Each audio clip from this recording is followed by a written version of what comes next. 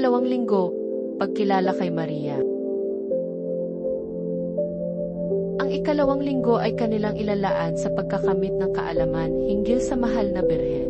Kailangan makipag-isa tayo kay Jesus sa pamamagitan ni Maria. Ito ang pinakabuod ng ating pamimintuho. March 13, 2025, Huwebes.